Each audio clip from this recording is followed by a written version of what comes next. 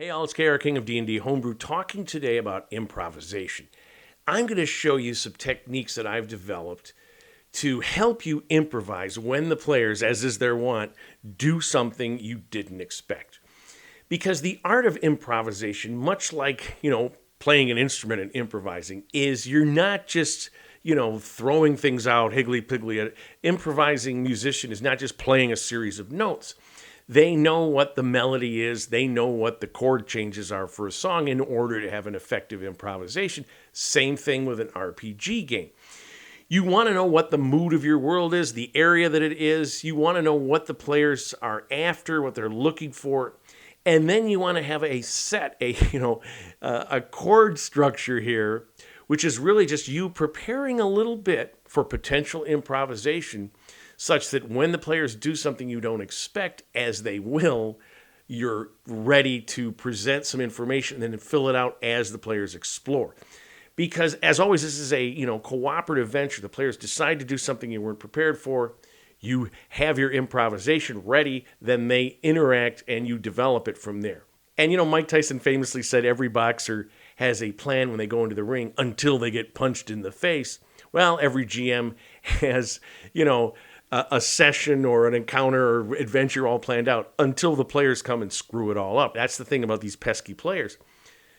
But you can use that to your advantage in a way, them doing things that are different, if you've prepared a few things in advance. If you're, you know enough songs, as it were, you know the rules of the game, you know enough about monsters and encounters, you know about the mood of the world, the melody of your world, to use this music thing, such that you can create something that totally makes sense, and it's literally something that you're just putting together as the game goes down. But you've got this basic framework. So, for example, you always want to have in your back pocket some NPC names, some names of some establishments in a town, of geographical locations, of some area of interest, such that if the players, let's say they go into a village or town and they say, we want to find out information, let's go to a tavern. What is the tavern in this town? And let's say it's big enough to support 3 taverns. So you've got 3 names of tavern: the Bucket of Blood, the Green Man, and the Coach and Horses. And each of these taverns is, in a way, its own song, right? Its own melody, its own, the ambiance. The Bucket of Blood is like a hard rock, heavy metal, rough and tumble place, really a dangerous place, but also where, the players might get information on nefarious activities. The Green Man is a little bit in between. We could say it's a jazz kind of music or progressive rock or whatever your thing is. But here you have tradespeople, maybe the town guard, sort of the middle class kind of situation. And then you have your Coach and Horses, which is a very elite, the rich people, the nobles, where it's subdued, refined. You don't get a lot of roughnecks there. And then each of these 3, when you throw these out, you have these names ready, and you write down, behind the screen, okay, I'm having these 3 names, this is what they're like. Then you have some personages, and I usually will have a owner / tavern keep, and then I might have an associate who also is kind of a bouncer type or something like that. So let's say we're going to have Esmeralda is our owner, barkeep, and then we'll say Grunt is our bouncer. Now, Grunt seems to make more sense at the Bucket of Blood, but just bear with me. I'm going to use all 3 of these. I'm improvising when we do this. So who is Esmeralda at the Bucket of Blood? You might make her a half-orc. You might make her a goblin. But let's just say she's a half-orc. She owns the Bucket of Blood. Grunt is her bouncer. Depending on your world, maybe he's an orc. Or maybe just some big guy. Maybe he's a furbolg or something like that, some giant type thing. And when the players get there, this is like, it's in a bad section of town, the wharf area. Maybe it's outside the city walls, something like that. And the players go in, and how does Grunt, the bouncer, say, what's up? What do you want? Can't just get in. You got to be a member. I need a little bribe or something. Or maybe not. Maybe, come on in. Oh, some fine gentlemen, and he looks over at a few of the nefarious characters that are sitting in this bar. The players go in. They go up to the bar, and there's Esmeralda, again, this half-orc. What do you guys want? Make it quick. And all I got is ale and ale. Like that, because this is a rough and tumble. They don't have a huge selection. You want food, they got food that you wouldn't eat, right? Let's say it's the green man. This is a little more middle class. So now you've got, say, an ex-soldier or guardsman, grunt. Well, let's stick with Fizban. And he worked in the army or whatever he knows, and they know a lot of the patrons, and these are sort of the middle class people. Esmeralda, she could still be a half-orc. She made some score. She was an adventurer. She made enough to buy this tavern. Now she runs it, but it's definitely a less dangerous place, right? So when you think of this, you're just creating this. You're telling the players who the people are in this establishment. What, they're, as I said, tradespeople, some guards people, who still have all sorts of information. Again, the servants know everything. This might be a really good place for information. It costs a little more. There's more of a variety. They've got wine, they've got spirits, along with the ale. This might be a place where more successful adventurers go, because at the Bucket of Blood, you might get stabbed or whatever. As I said, the bouncer grunt in that place looks over at a few people and you may have an encounter. Here, you're probably not going to have a fight break out. People know, ex-soldiers, the friends of grunt, any trouble starts, they're gonna finish that. Then we go to the Coach and Horses, right? This is a high-class, expensive tavern. Perhaps it has an inn connected. And Grunt becomes a doorman who says to the players, members only. Do you have a membership card or a recommendation?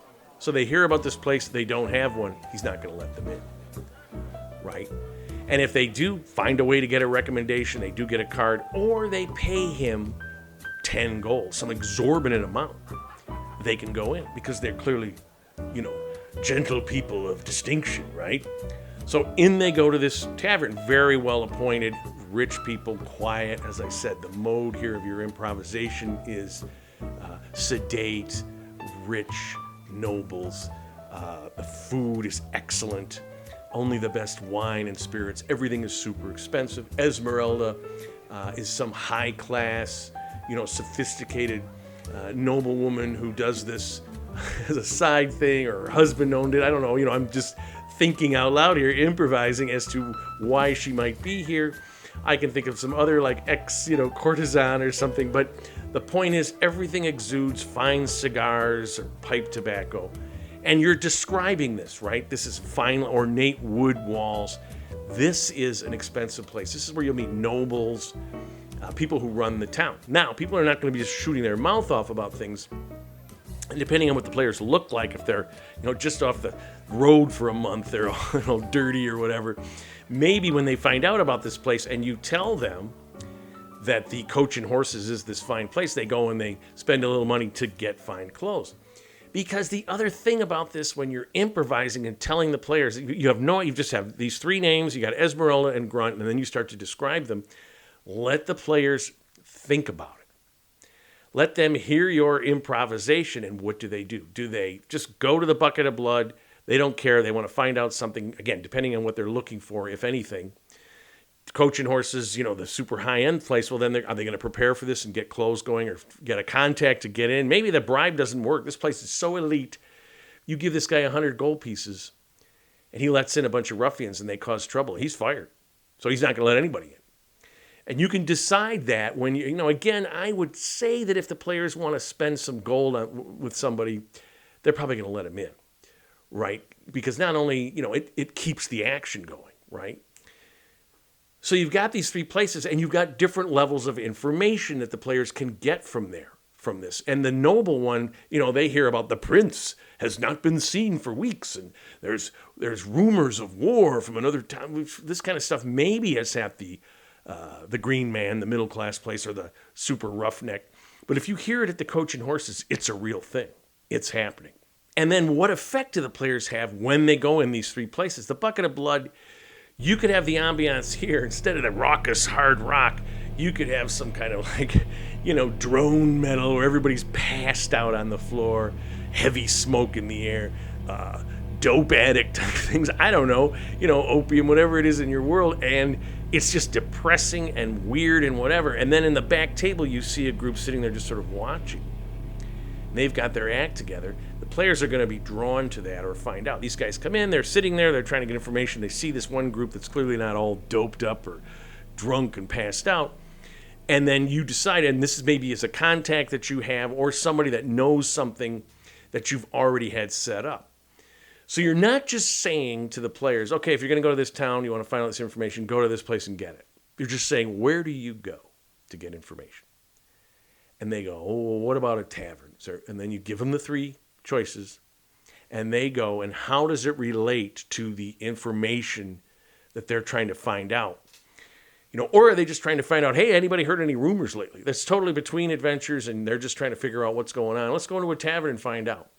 What is the information, at the bucket of blood as opposed to the green man and the coach and horses? And it each might be at a different level. Bucket and blood is low level, crime boss kind of thing. Someone's looking for muscle to do some crime.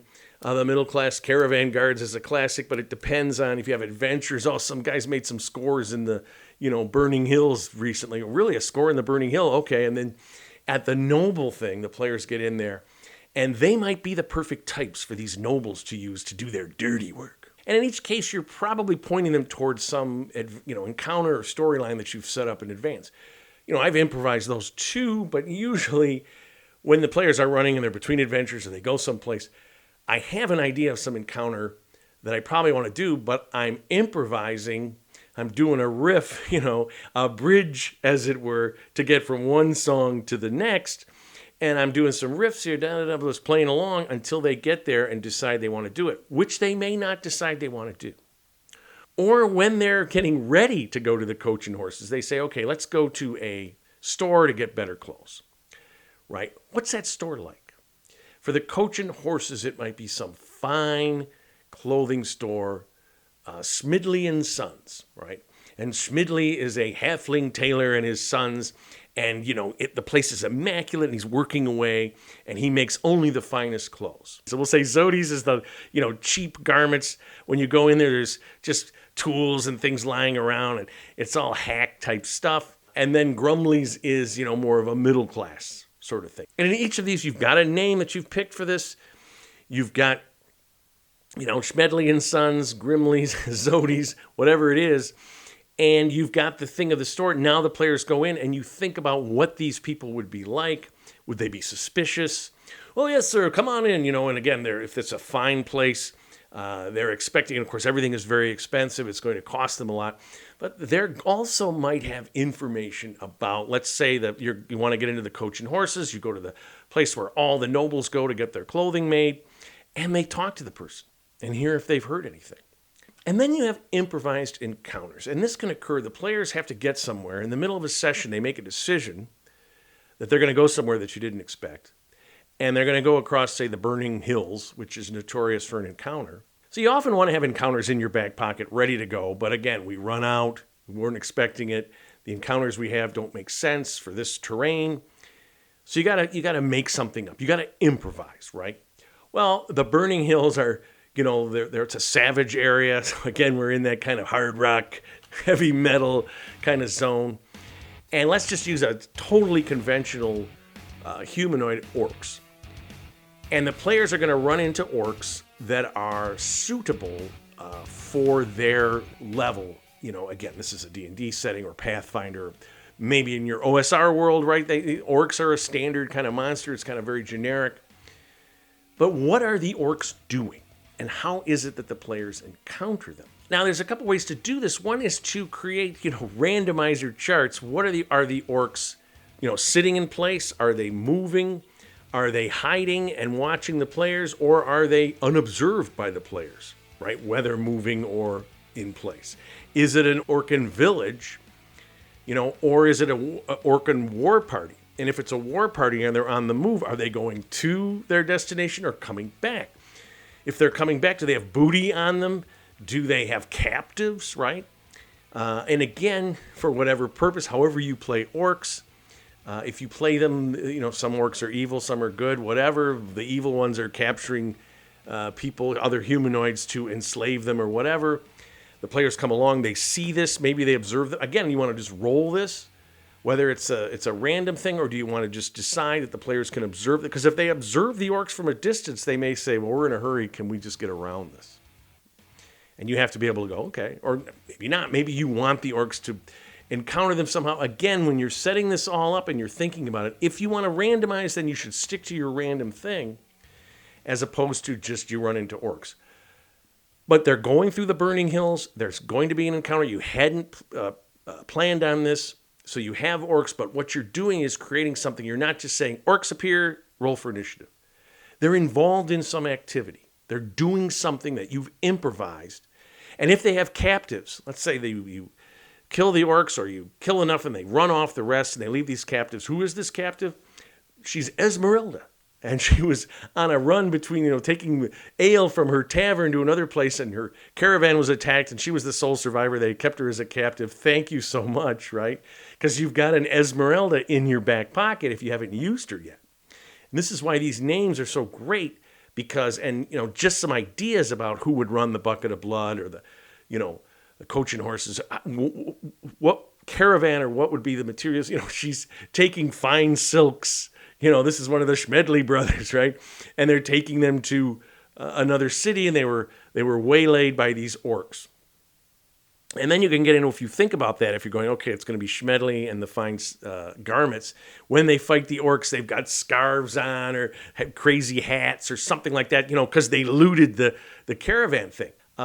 Another thing that you can do as an improv, if you decide, okay, I'm going to have orcs, and I'm going to have the clothing caravan. The players come across the cart, and they see some of the garments laid out along with some bodies, and then they move forward. Now the players are, they're aware that these orcs or something has waylaid this caravan, and you're just improvising, and you're thinking, how far ahead are they? That the players, do they have anybody that can tell how long it's been? They can track them. Obviously, if this cart was probably moving along a trail, but do the orcs then, get whatever they want and run into the countryside? And again, that's the sort of encounter, that's the sort of improvised thing that players may not go for. They may say, we don't have time for this. We don't want to wander into them because we're in a hurry, right? But it's an encounter. They found something, and they found some dead bodies, and then you can have information on the dead bodies using your list of names. So, the son of Schmedley's son, and just some random grunt, the assistant. And then if they get and report this, well, what happened to my daughter, Esmeralda? Where is she? Right? And the players they've seen this information, and does this guy say, I want you to get my daughter and I'll pay you to find her? By this time it may be too late, but they may want to go back depending on how long it takes. And now this time you've got time. If they go and they do this stuff or whatever, and they come back, maybe the session is over and you've got time to create the Orcan encampment or figure something out as to what they're doing. But it started just because you improvised and said, okay, I'm going to have this caravan that's been, waylaid, and I'm going to have a little bit of information using my names, and then I'm just going to go from there. And in each case, you're taking the song, which is, I'm going across the barren hills, and that's a hard rock, oh, here we go. So there's going to be some rough and tumble encounter. And then I'm creating a riff on if someone's going through there, a caravan, they could be attacked. There could just be orcs waiting along the road to try to surprise the players. Are they able to do that? Do they have a setup? Then you just build as an Orcan, chieftain. Depending on your system, you have different, base orcs and, higher level ones. You're going to base that kind of on the CR of your party if you want to have balanced encounters or whatever. At each of these stages, you're taking your basic improvisational workbook, as it were, ideas, and then applying them. So that you're not just pulling this out of your butt. You're not just saying, oh my God, I have an encounter. Oh, let's see, orcs. And then, because what will happen is you get into that, a bunch of orcs run out and they attack. And we have a battle for half an hour, and that's it. And there's no story to it. There's nothing interesting about it. And an improvisation is supposed to be interesting. We break from the song and they play an improv, and I want to be motivated. I want to be inspired. I want to hear something I haven't heard before. And this is your opportunity by improvising to give your players something interesting that they didn't expect because you didn't expect it. You didn't know what they were going to do. So your basic toolbook is going to be get some names of things, get some names of places, create some scenarios. I just use orcs because they're very generic. But if you have swamp, you could have bullywugs. If you have desert, you could have some desert flying creature, rocks or something, or manticores. I don't know, whatever it is. Because the thing about that is cool. They fly in, Or they're hiding behind something. There's some outcropping, whatever it is. You've got these set up and you're just going to keep them. And you just sketch these out. These are improvs. They don't have to be fully formed songs, as it were. Just some motifs, just some ideas, so that when the players go off script, when the players do something that you hadn't expected, you've got something there that will weave into the storylines that you've got. Because the final thing, as I said, a bridge to something else. So this orc chieftain, they come across this caravan, they find out about this orc. Yeah, this band of orcs that you've already set up, has been harassing people. And you just had this little thing as the players went by. And they go into the next town and they realize, oh, this is this caravan and all this stuff's going on. And now they've been commissioned by Schmedley to go rescue his daughter. And that, my friends, is where the fun begins. So there you have just some basic ideas on improvisation. This is one of these things, sandbox campaign. You are improvising a lot. There's other techniques. I would love to hear about you guys, some of the things you've used with improvising with the sandbox homebrewed campaign. Because it's always really interesting to me. And if you like what you've seen, of course, subscribe. But most importantly, keep playing an RPG game, whichever one you choose. Tell somebody else about it.